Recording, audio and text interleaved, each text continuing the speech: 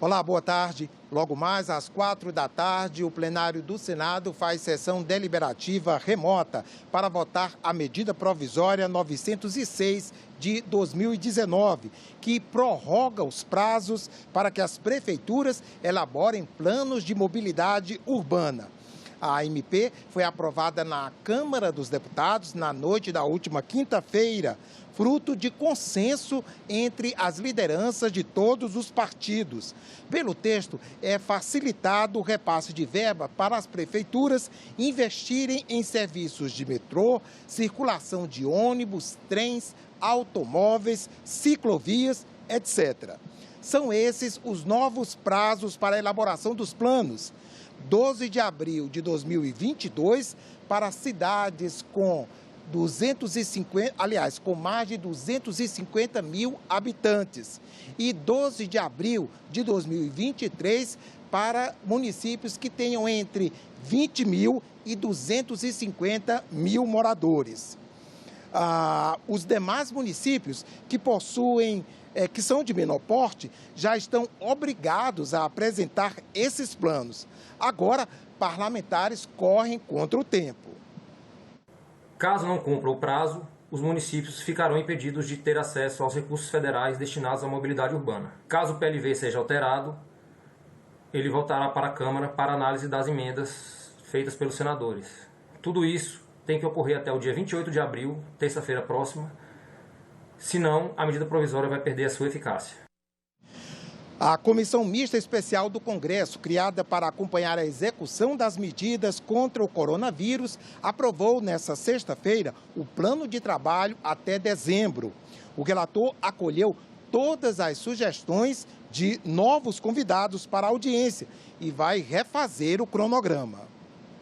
As primeiras reuniões previstas na comissão incluem convidar o ministro da Economia, ministro-chefe da Casa Civil e o ministro da Saúde. A comissão tem como objetivo acompanhar a situação fiscal e a aplicação do dinheiro destinado para medidas de enfrentamento ao Covid-19, que afetam a economia, já que aumentam consideravelmente os gastos públicos. E, por fim, contribuir com a sociedade com a apresentação de informações claras e transparentes através de relatórios periódicos dos gastos realizados. A nossa tarefa é avaliar se estes recursos que estão sendo autorizados por ocasião da declaração de calamidade, se eles estão sendo bem gastos na forma, mas também na função. Se a destinação deles é adequada, se a destinação foi bem feita, se a forma, os mecanismos, as ferramentas para eles chegarem a cumprir o seu papel foi executado na forma da lei e se, ao final, o produto foi entregue. Fica decidido pelos parlamentares executar os trabalhos por meio virtual. A comissão pretende realizar mensalmente uma reunião com representantes do Ministério da Economia e bimestralmente com o ministro Paulo Guedes, para avaliar a situação fiscal e execução orçamentária e financeira das medidas. Desta forma, nós vamos colocar em votação o plano de trabalho apresentado pelo nosso deputado Francisco Júnior, apenas considerando a aceitação das proposições feitas por todos. Ele vai incorporar, nós vamos ler e vamos ratificar na próxima sessão, apenas numa leitura que os senhores receberão, falar, não, fui atingido. E aí está pronto e aprovado, e nós vamos dar seguimento com uma rapidez maior, obedecendo o plano de trabalho dele. O Senado aprovou o projeto que prevê uma linha de crédito especial para micro e pequenas empresas durante a pandemia do coronavírus. O projeto apresentado pelo senador Jorginho Melo já tinha sido aprovado pelo Senado no início do mês, mas foi alterado na Câmara e, por isso, voltou para nova análise dos senadores. A relatora, a senadora Cátia Abreu, manteve a base do substitutivo da Câmara, com pequenas alterações.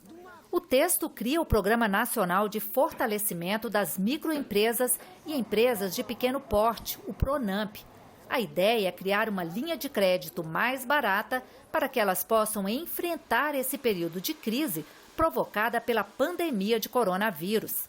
Estamos aprovando um programa permanente de financiamento para micro e pequenas empresas no Brasil. Isso fará muita diferença para a geração de emprego e renda durante a pandemia e no pós-pandemia.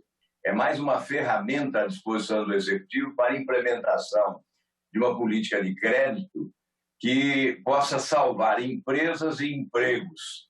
De acordo com o projeto, poderão ter acesso ao crédito as microempresas com faturamento bruto anual de até R$ 360 mil e empresas de pequeno porte com faturamento anual de até 4,8 milhões.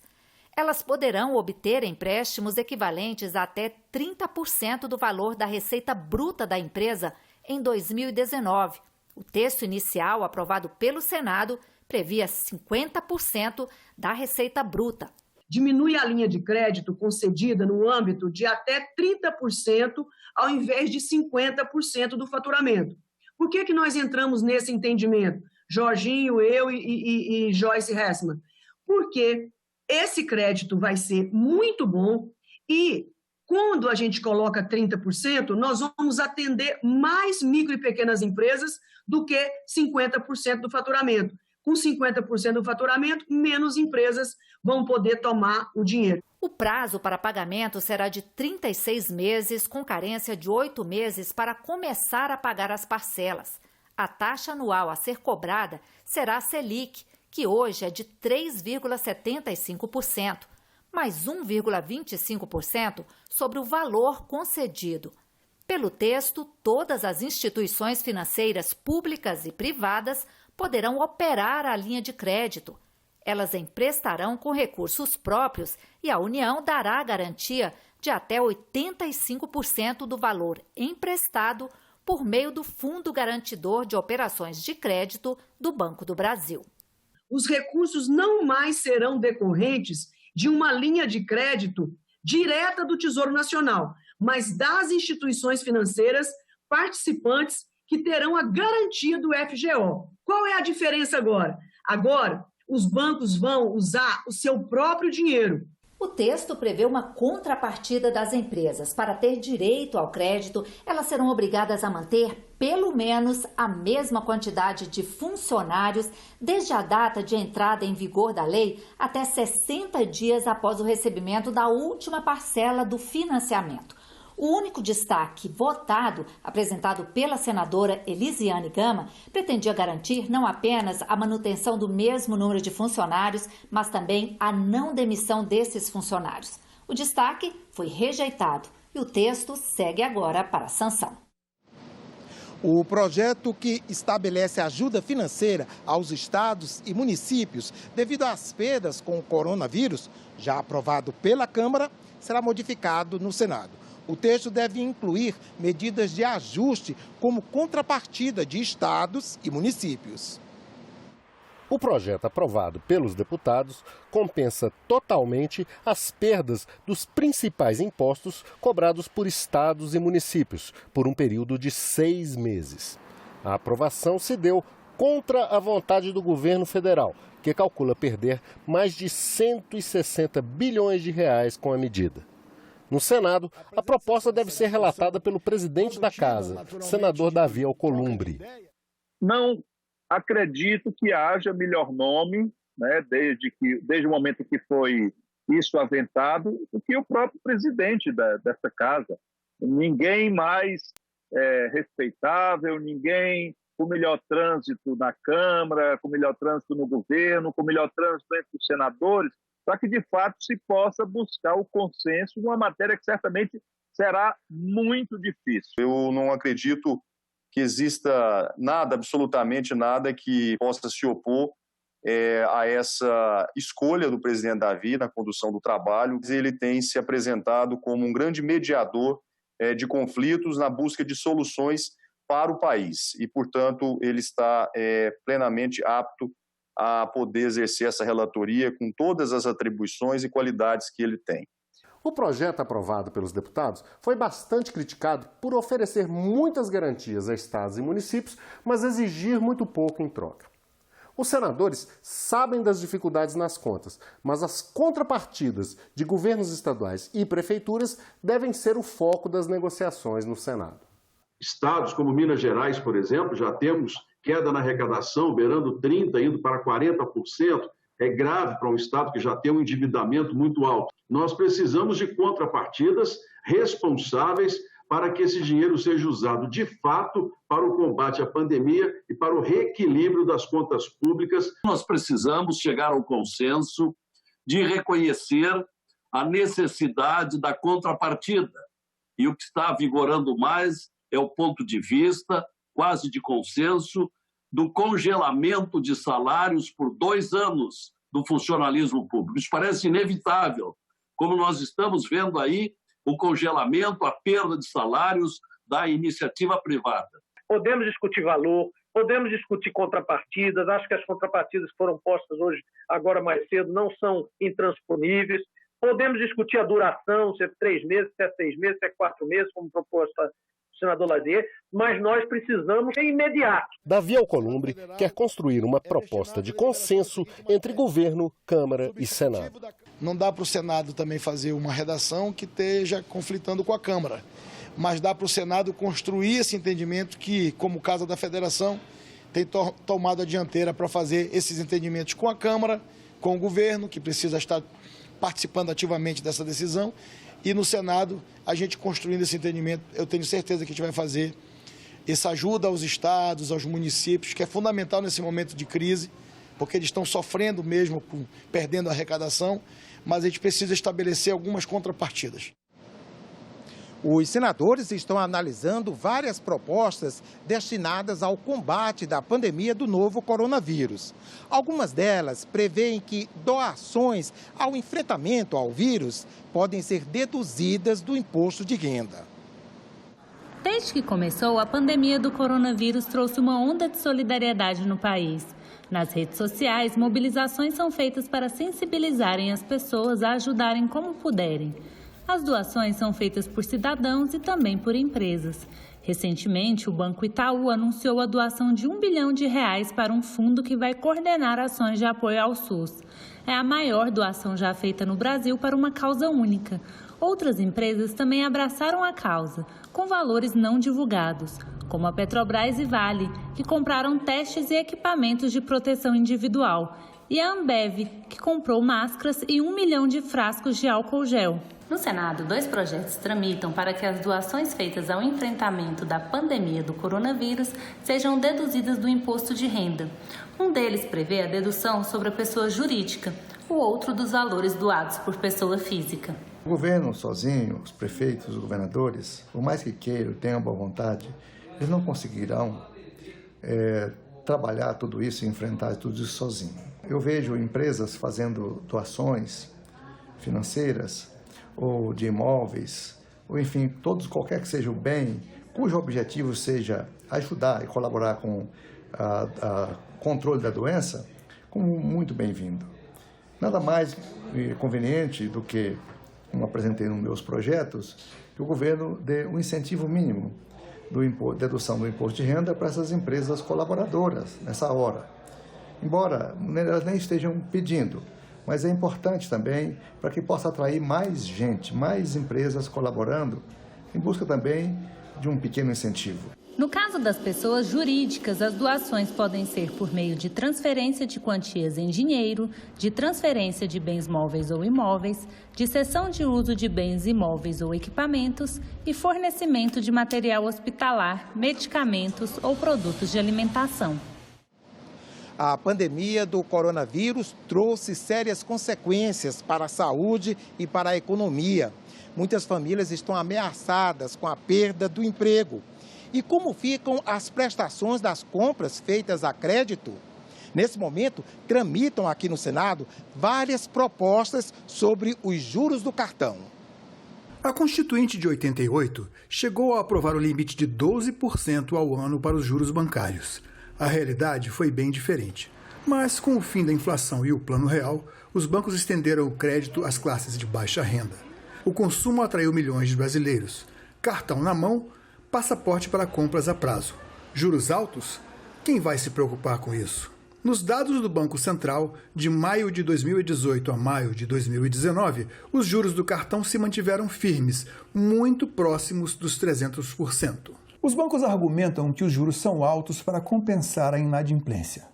Este ano, as regras mudaram. Aqueles clientes que tinham como hábito pagar o valor mínimo do rotativo no vencimento só vão poder fazer isso uma vez. Na fatura seguinte, terão que pagar juros e multa sem perdão. Em 2019, uma proposta de emenda à Constituição do Senado prevê que os juros bancários não poderão ser maiores que 3 vezes a taxa estabelecida pelo Banco Central, hoje algo pouco maior de 12% anuais. Com a chegada da pandemia, projetos de lei dos senadores defendem medidas que vão de um limite para a cobrança de juros à suspensão das multas para os inadimplentes até o fim do estado de calamidade pública ou março de 2021. A PEC 79 de 2019, de minha autoria, que limita os juros dos cartões de crédito, cheques especiais, a no máximo 3 vezes a taxa Selic ao ano. Gente, seria menos de 12% ao ano. Mesmo assim, os bancos continuam e os cartões de crédito cobrando mais de 200% ao ano das famílias brasileiras.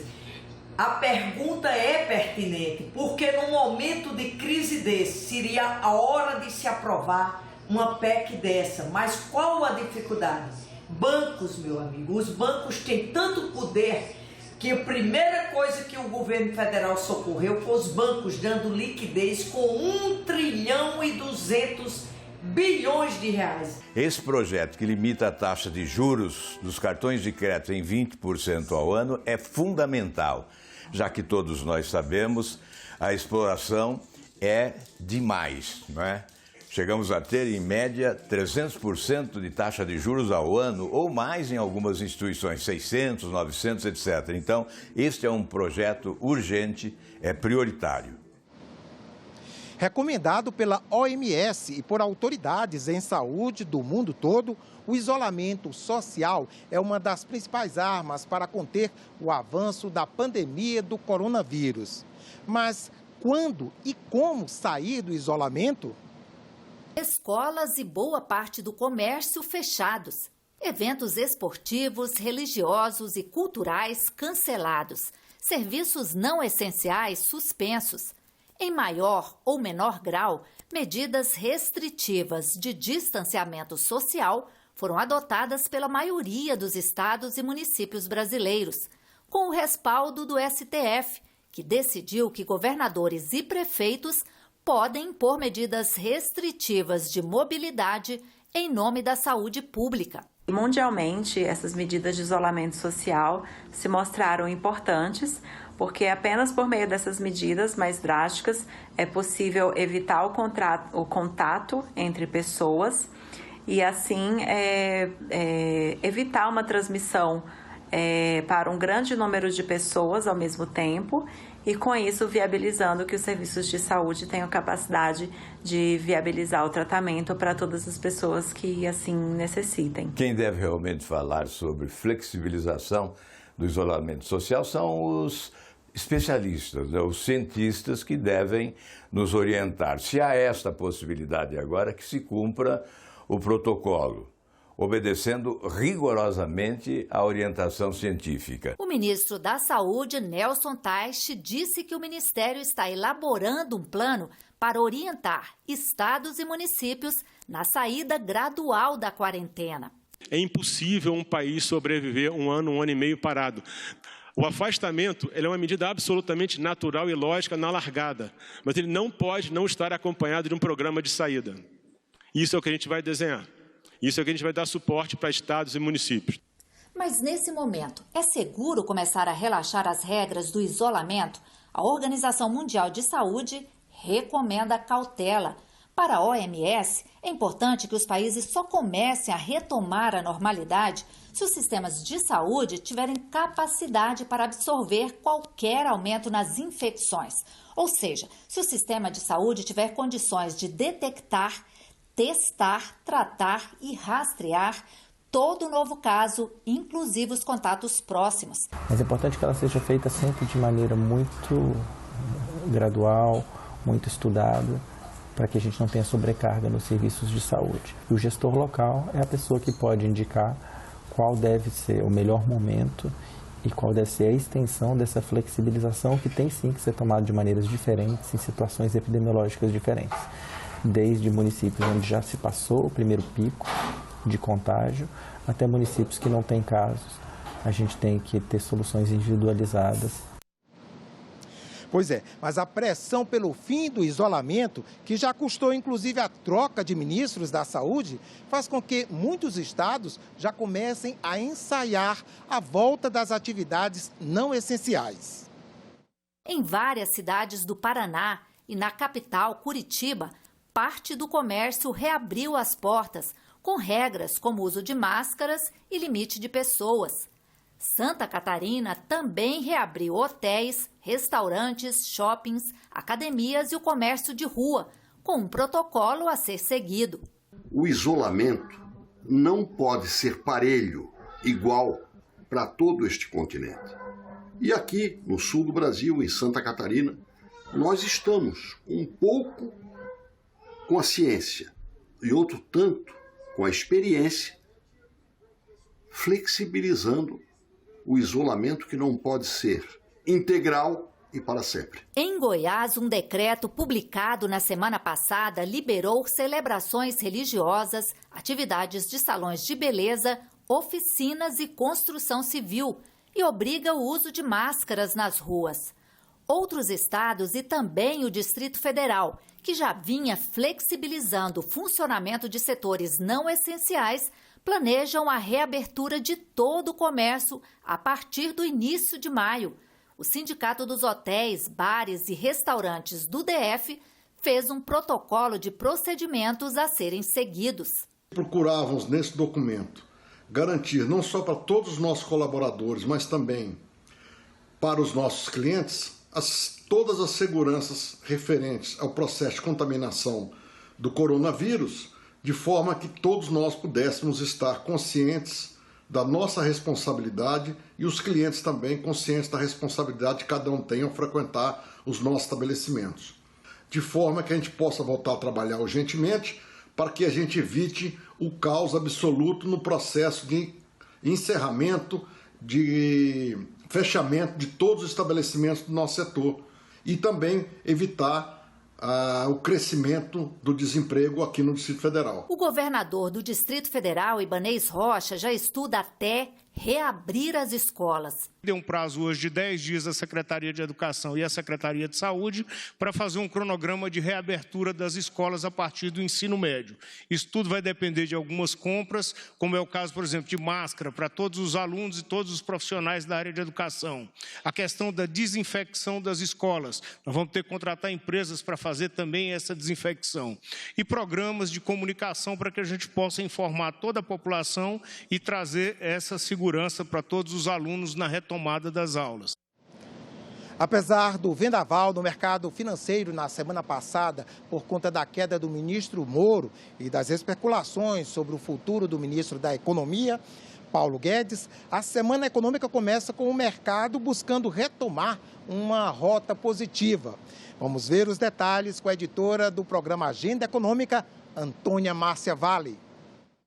O mercado financeiro começa a semana procurando retomar um ponto de equilíbrio. A despencada da Bolsa de Valores na sexta-feira e a escalada do dólar e do euro foram motivadas pela queda do então ministro Moro da Justiça, mas não só. Contaram, e muito, as incertezas quanto ao futuro da condução da economia propriamente dita. Chegou-se a falar em uma saída da equipe econômica por conta do plano de obras esboçado pelo ministro da Casa Civil na quarta-feira, sem a participação do ministro da Economia, Paulo Guedes. Integrantes da equipe econômica e analistas de mercado viram no plano pró-Brasil uma incompatibilidade total com a política de Estado mínimo defendida por Guedes e sua equipe, e uma possibilidade de rompimento do teto de gastos em vigor desde 2017. Mas hoje pela manhã, o presidente Jair Bolsonaro se reuniu no Palácio da Alvorada com os ministros envolvidos no plano, desta vez com a presença de Guedes, e fez um rápido discurso na porta do Palácio, reafirmando que no governo quem comanda a economia é Paulo Guedes. Guedes, por sua vez, disse que o plano apresentado pelo general Braga Neto é apenas um, abre aspas, estudo, fecha aspas, na área de infraestrutura e construção civil, mas que as ações com vistas à retomada do crescimento econômico serão feitas dentro dos programas de equilíbrio das contas públicas, conhecido como estabilidade fiscal, e, portanto, mantendo o teto dos gastos, um dos pilares da economia para os neoliberais. O ministro brasileiro, ao contrário dos economistas que estão em cargos de governo neste momento no restante do mundo ocidental, não admite ver o Estado como investidor na economia real. Então, por enquanto, fica o dito pelo não dito e a economia e o mercado financeiro seguem assim, uma agonia ou um respiro a cada novo movimento do governo. Colapso no estado do Amazonas. Sistema de saúde e cemitérios estão com dificuldade de dar conta da quantidade de doentes e mortos pela Covid-19. A Prefeitura de Manaus declarou estado de calamidade. Senadores pedem ajuda para o estado. O estado do Amazonas vive hoje um grande desafio: controlar o coronavírus. A imagem de uma grande vala no cemitério para enterrar vários caixões juntos comoveu o país. A média de enterros, que era de 30 por dia, passa de 100. Olhando as valas, né, as covas coletivas, aquilo ali, sem dúvida nenhuma, corta a alma de qualquer pessoa que tem um mínimo de sensibilidade. De acordo com dados do painel Coronavírus do Ministério da Saúde, atualizado domingo, 26 de abril, 304 pessoas morreram de Covid-19 no Amazonas. O estado tem quase 4.000 casos confirmados e quase 900 suspeitos. Entre confirmados e suspeitos, 347 estão em UTIs de hospitais públicos e privados.